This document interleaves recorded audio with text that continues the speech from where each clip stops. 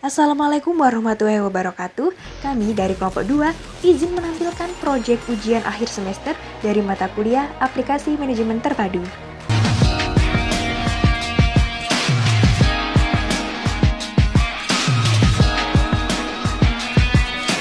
Baik, langkah pertama yaitu kita harus memiliki akun Odoo terlebih dahulu. Kemudian kita akan membuat database.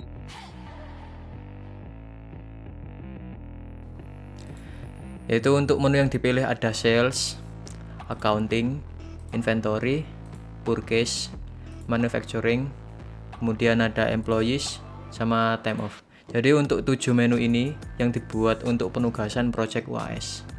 Lalu kita pilih continue. Nah, nanti kita mengisi nama awal dan akhir, kemudian ada email, kemudian company name-nya ini yaitu nama perusahaannya yaitu Ashabi Coffee, kemudian country-nya Indonesia. Lalu untuk size employees-nya ini antara 5 sampai 20.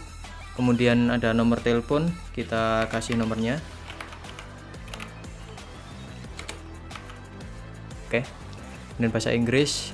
Dan untuk primary interest ini karena kita mahasiswa yaitu ada I am student.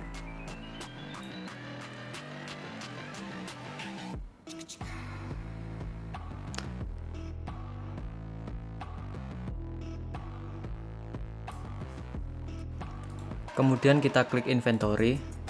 Kemudian untuk membuat produk, klik produk, lalu create. Lalu karena produk itu hanya kita beli yaitu kita kosong yang ini, jadi hanya untuk dibeli oleh konsumen. Kemudian untuk namanya yaitu Banana Coffee. Kemudian karena ini produk minuman yang dikonsumsi jadi kita pencet consumable. Kemudian untuk harga jualnya kita 15.000. Lalu untuk pajak, karena pajak PPN 11% kita pakai 11%. Kemudian untuk kos bahan bakunya itu ada 10.000. Nah, ini kita pencet internal link. Dan kategorinya ini karena minuman kita tulis minuman per, jadi nama produk Banana Coffee. Kita kembali ke produk tadi. Nah, kemudian untuk internal reference ini kita kasih kode dari Banana Coffee yaitu kita permudah dengan BC.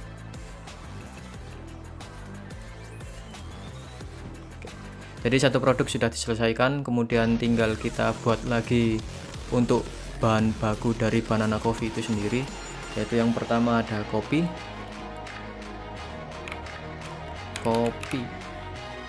Karena kita membeli bahan baku kopi ini, jadi kita kosong yang ini, jadi tinggal can be purchased.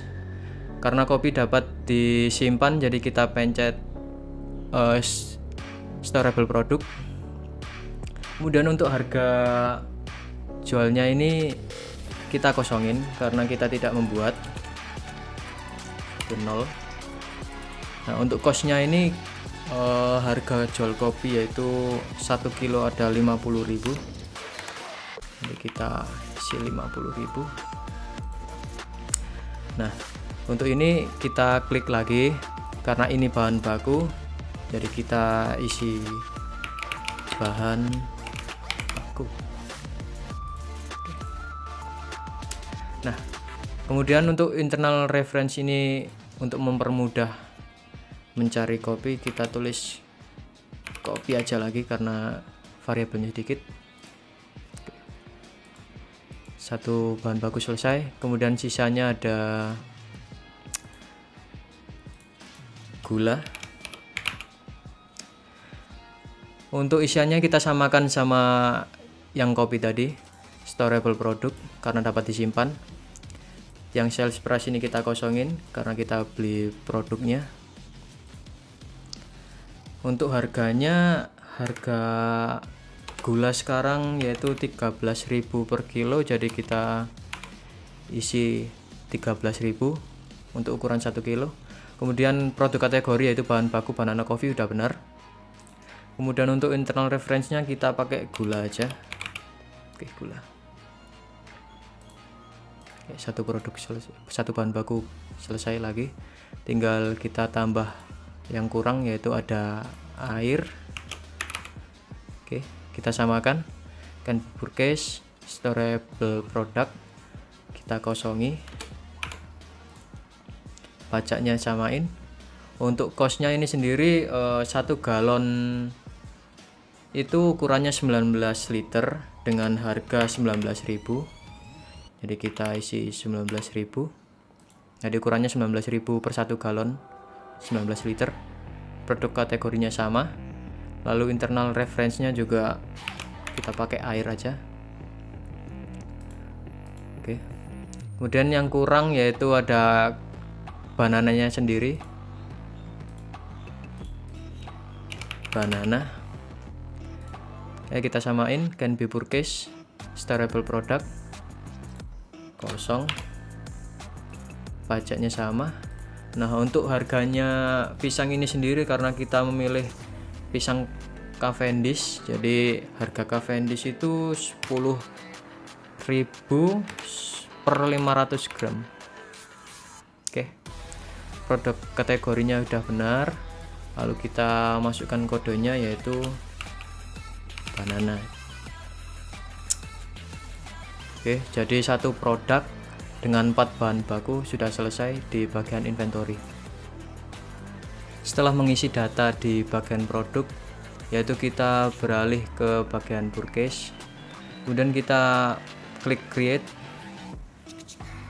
kemudian add product, yaitu apa yang mau kita beli, yaitu kopi.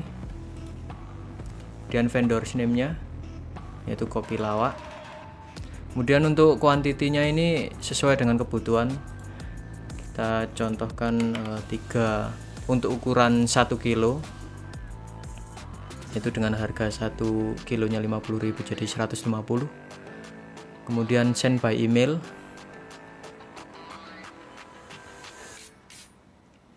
Nah, kemudian untuk posisinya yaitu ownernya sendiri yang membeli. Lalu save and close. Oh, ternyata harus ngisi ini. Lalu save and close. Lalu kita send. Nah, kemudian setelah send email tadi, kita confirm order. Lalu receive product. Apakah produknya tadi sudah sesuai permintaan 3? Misal kalau sudah sesuai kita isi 3. Lalu kita validate. Nah, lalu bisa kita cek di produk apakah sudah masuk di inventory. Nah, yang dari awalnya 6 jadi 9, jadi udah masuk ya. Lalu tinggal kita isi yang lain, yaitu air. Lalu vendor name-nya yaitu aqua. Dan untuk permintaannya yaitu 2 dengan 1 unit galon 19.000. Lalu kita send by email.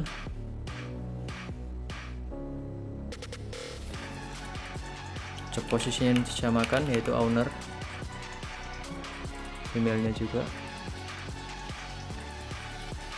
Send. Lalu confirm order. Receive product. Kemudian kita cek apakah sudah sesuai. Kalau sudah sesuai kita isi dengan sama permintaan, kita validate. Oke, masuk. Dan untuk yang kopi sama gula, create gula, vendor name-nya gulamu. Kemudian order kita yaitu 2 dengan per bijinya 1 kilo. Send by email. Owner, email, send.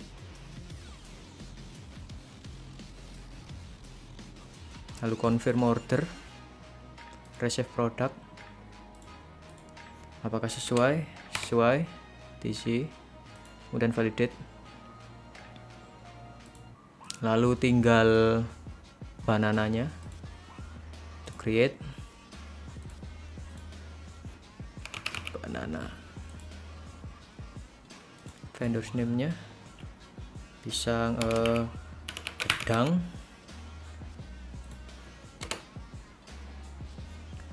gedang, oke.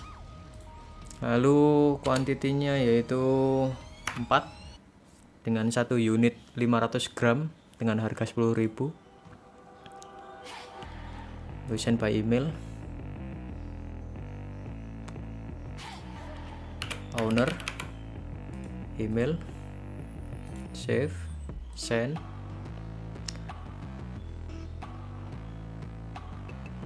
Kemudian confirm order, receive product.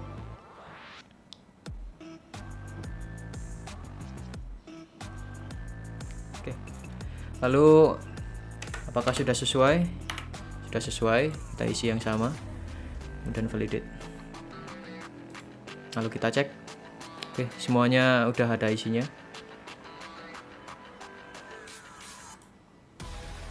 Setelah inventory dipastikan udah ada isinya, kemudian kita masuk ke menu manufacture. Lalu kita create. Kemudian kita pilih produknya yaitu banana coffee. Dengan menggunakan bahan baku apa saja kita masukkan di add line ini, yaitu ada kopi, kemudian ada gula, kemudian ada air, kemudian ada banana. Oke. Untuk ukurannya kita ukur yaitu dari kopi tadi kita beli 1 kilo, kemudian kita gunakan untuk satu produk itu 2 sendok teh. Jadi ukurannya 0,01 2 sendok teh. Kemudian untuk gula dari 1 kilo juga 2 sendok teh, yaitu 0,01. Dan air yaitu dari 19 liter, dan yang kita butuhkan hanya 180 ml, yaitu dengan ukuran 0,04.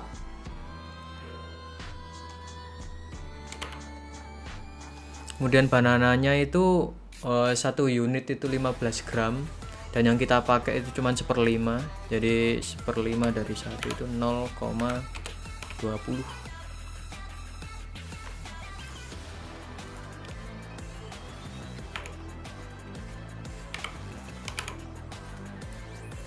Oke, kita buat produknya yaitu misal kisaran 10. Lalu kita confirm.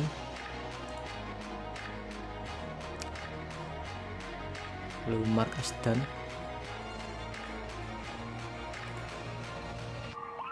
Kita lihat di produk apakah sudah ada.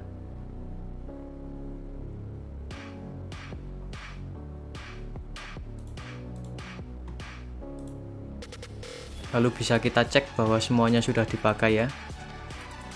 Berarti lalu step selanjutnya yaitu ke sales.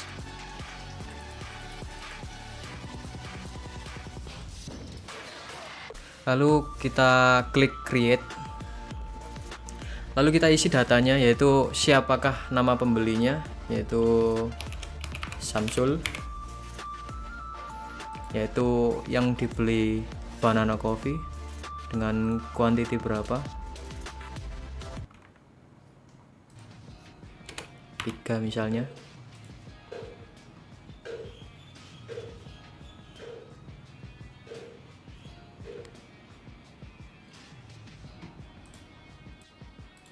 Lalu kita klik create, kemudian kita masukkan nama pembelinya, yaitu misal Pak Samsul, dengan pesanan Banana Coffee dengan kuantiti 3,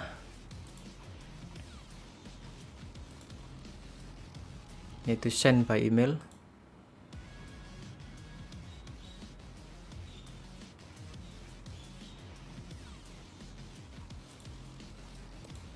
Nah, ini bagian kasir ya,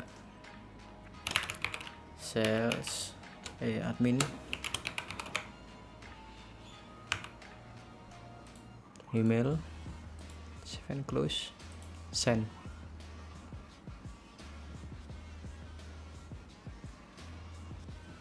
Lalu kita confirm apakah sudah melakukan pembayaran. Create invoice, regular invoice, confirm. Nah, lalu bisa kita cek pembeliannya, yaitu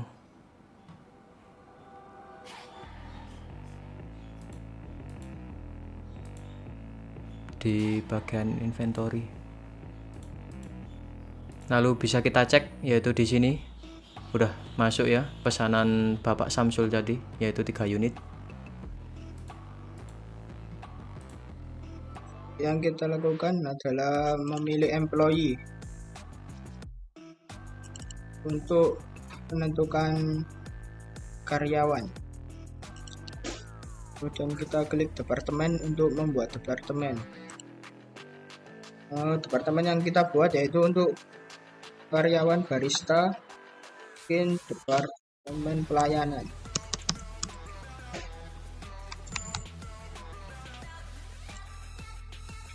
Dengan manajer kita Tegar, kemudian departemen induknya sales.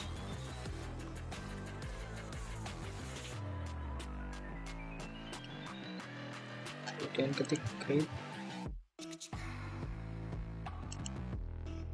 kemudian kita akan menuju ke menu employee.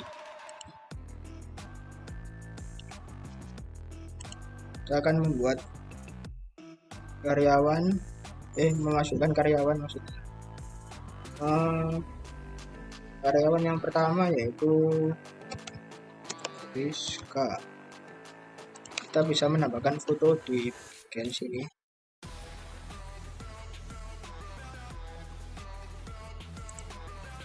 Sebelumnya kita sudah siapkan job posisi sebagai barista, kemudian nomor handphone Rizka dan email Rizka.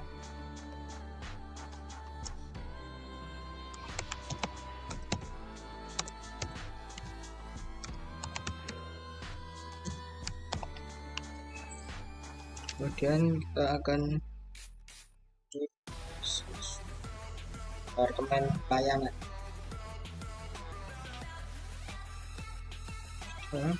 Dan kita create, dan kita akan memasukkan karyawan kedua, namanya Dewi. Job posisinya sama sebagai barista. Untuk nomor HP Dewi,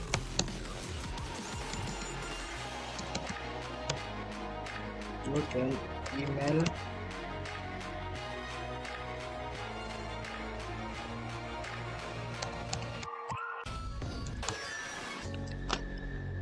dan juga kita akan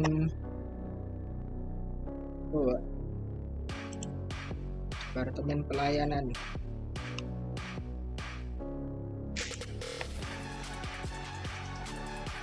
Kita akan buat dua lagi barista untuk karena pekerjaannya sebagai dibagi dengan 2 shift. Kita beri nama Budi.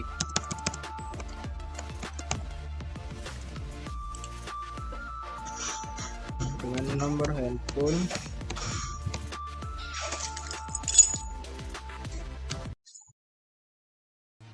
kemudian email Budi.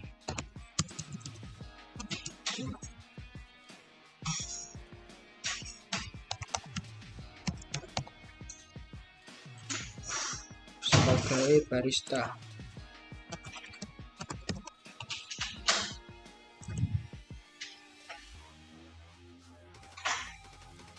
Kemudian kita akan menambahkan karyawan barista yang terakhir tentang Tony juga sebagai barista.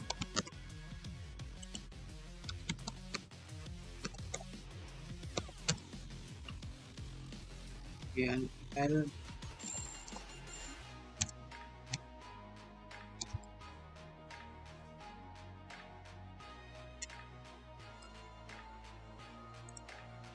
ini juga Departemen Pelayanan.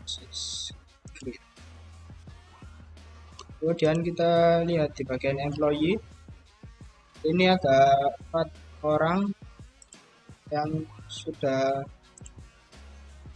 jadi bagian dari karyawan.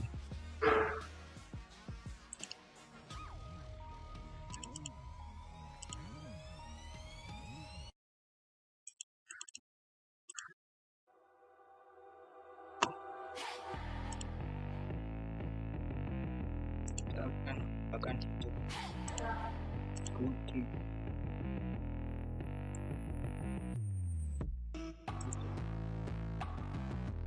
Foto ini sudah disiapkan sebelumnya.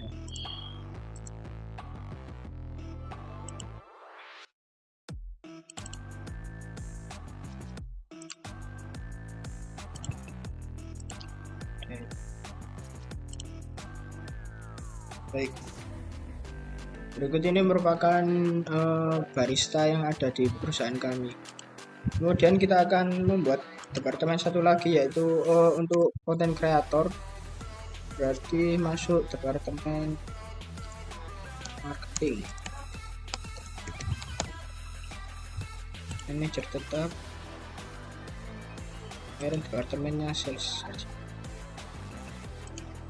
Kelupaan. Oke, sudah. Kita akan membuat satu lagi karyawan untuk content creator agar coffee shop kita bisa eksis dengan nama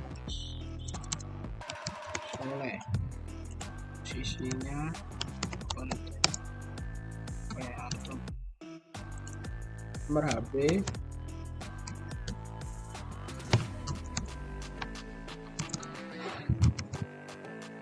dan kita bukan email.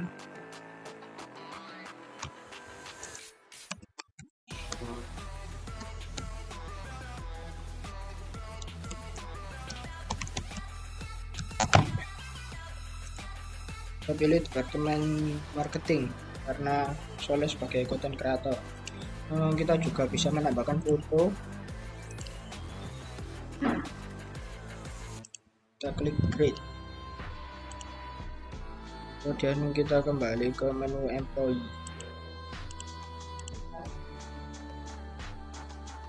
Baik, di sini sudah terlihat bahwasanya dalam perusahaan coffee shop kita terdapat 5 karyawan, 4 karyawannya barista dan 1 karyawan content creator. Dan ini manajernya nama Tegar yang ada pada kelompok kami.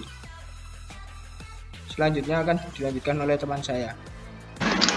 Oke, di sini saya ingin menjelaskan tentang time off atau job off ya. Seperti yang kita ketahui, job off atau time off itu adalah jadwal libur untuk para karyawan. Oke. Di sini kita langsung masuk ke menu time off. Oke, setelah itu kita ke menu configuration. Ada 4 menu di sini: time off types, actual plans, public holidays, dan stress days. Kita pilih yang time off types. Di sini ada menu-menu banyak ya: paid time off, sick time off, compensatory days, unpaid, dan juga libur harian. Kita di sini pakai yang libur hariannya. Kalian kalau misalkan membutuhkan untuk jadwal libur yang lainnya seperti cuti tahunan, cuti liburan, atau cuti menikah, di sini bisa untuk klik create langsung. Tapi karena di sini kita cuma pakai libur harian, saya akan ngasih contoh untuk libur para karyawan dalam 1 bulan. Kita cukup pakai untuk libur harian ini. Oke, langsung menuju ke approval. Approval ada 2 pilihan, yaitu time off dan allocation. Kita pilih allocation. Oke, allocation. Sekarang kita ke menu create. Menu create di sini kita pilih untuk jenis liburannya. Jadi di sini saya jelaskan dulu, karena di coffee shop ini ada 5 karyawan, yaitu 4 barista dan juga 1 content creator.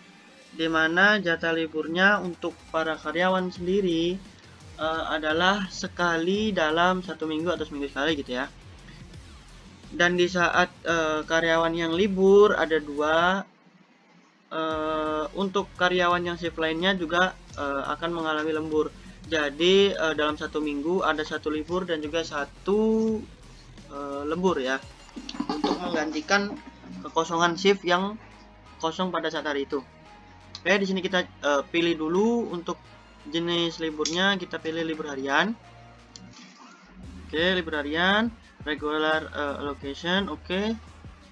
Untuk durasinya 1 hari. Oke. Kita ambil contoh ya, kita untuk bulan Januari 2023 aja.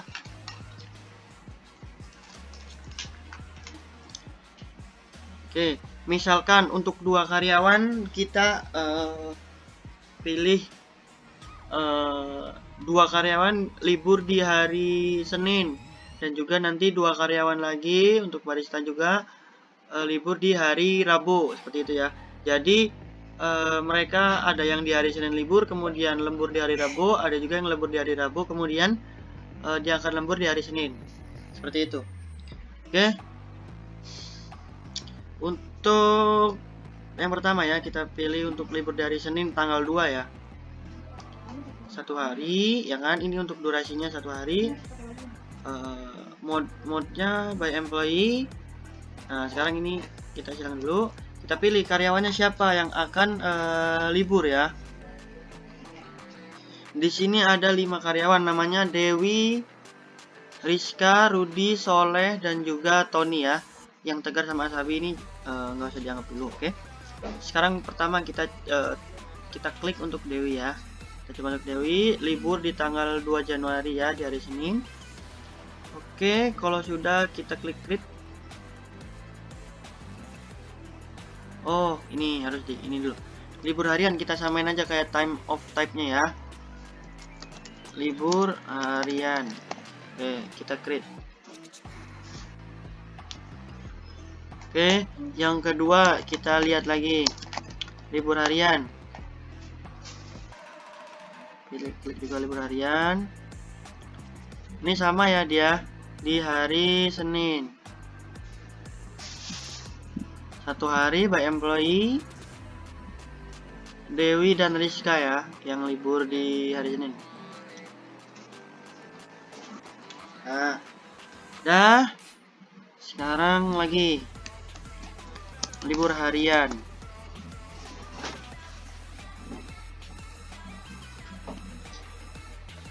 Oke, sekarang kita buat yang di hari Rabu libur, tanggal 4 ya. Rudi dan Soleh. Create. Oke, libur harian lagi.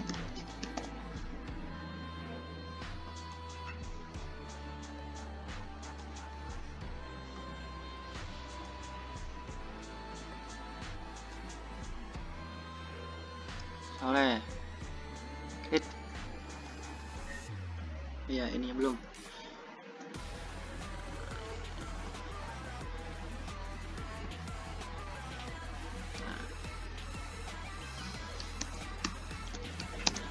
Dan khusus untuk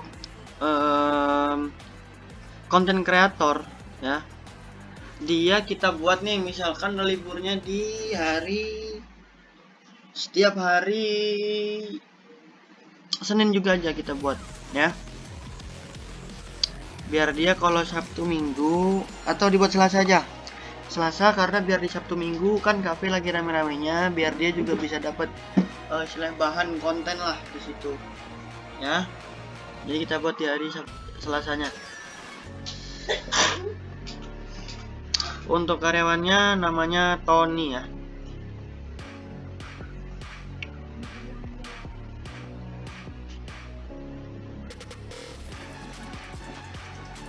Nah, sekarang kita lihat nih.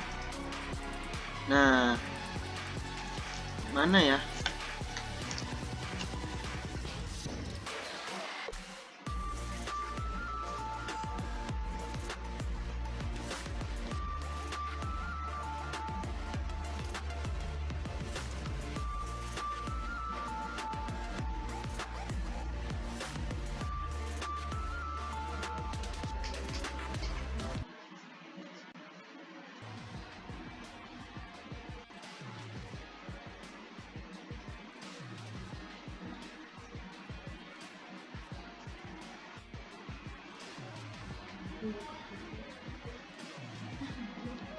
Tadi udah kita buat semuanya. Sekarang kita tinggal lihat untuk statusnya ya.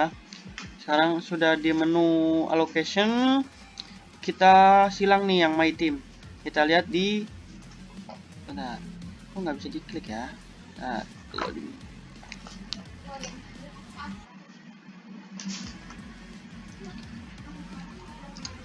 Oke, kita lihat di active employee ya kan. Sudah ada nih Dewi untuk libur hariannya, libur harian semua. Ada Tony juga untuk libur harian, untuk si marketing ya. Oke, sudah semuanya. Jadi seperti itu untuk mengatur jadwal job off daripada karyawan.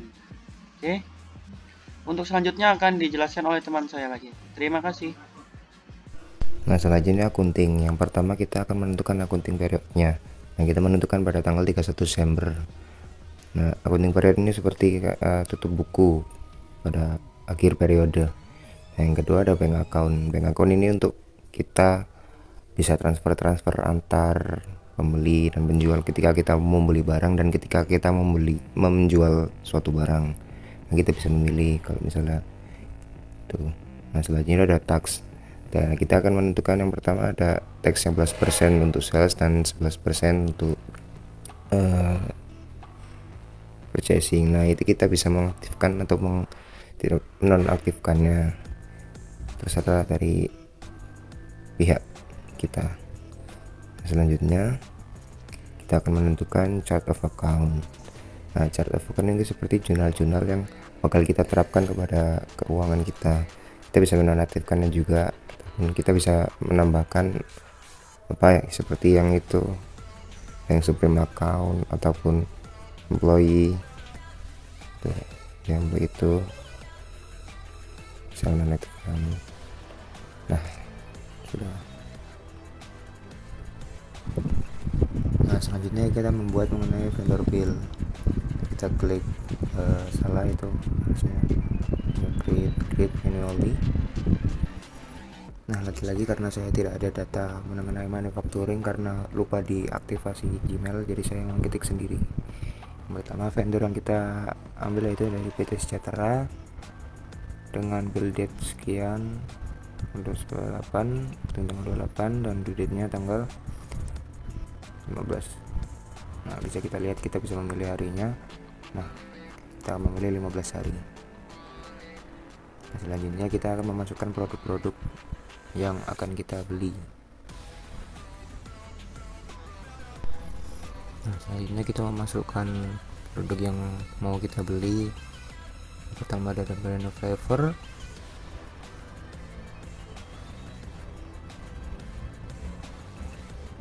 yang kedua ada susu. Kita tentukan jumlahnya, kita mau beli berapa, dan negara sekian,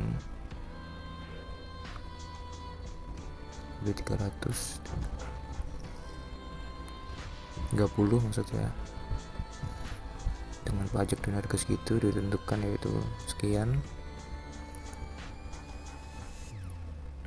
Nah, sudah kita membuat invoice mengenai vendor bill.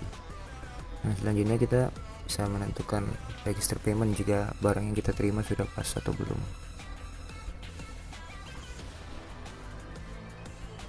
Nah, bisa dilihat sudah diposting invoice-nya, tinggal menunggu kepastian apakah sudah pas atau belum. Nah, kita coba klik on paid. Nah, kita akan membayar mengenai invoice dari purchasing. Sudah kita bayar. Nah, selanjutnya kita akan mengecek jurnal yang kita pakai. Nah, selanjutnya kita akan membuat mengenai customer invoice. Yang pertama kita menentukan produk apa yang kita jual. Saya menentukan ini karena saya tidak ada data mengenai manufacturing. Nah, untuk quantity kita tentukan seberapa banyak kita pesanan yang itu akan kita jual, itu sebanyak 300 dengan harga yang kita tentukan sendiri karena saya tidak ada data manufaktur. Nah, kita tentukan kapan tanggal pemesanannya, yaitu pada tanggal 28, dengan pembayaran secara langsung atau immediate. Nah, kita siapa yang membeli saya lupa. Nah, Bambang bukan invoice ini. Nah, sudah dicetak invoice-nya. Nah, bisa kita lihat ada totalnya segitu. Nah, kita akan register pembayaran ketika orangnya sudah membayar melalui bank yang nanti harusnya kita daftarkan tadi. Nah, selanjutnya sudah payment. Nah,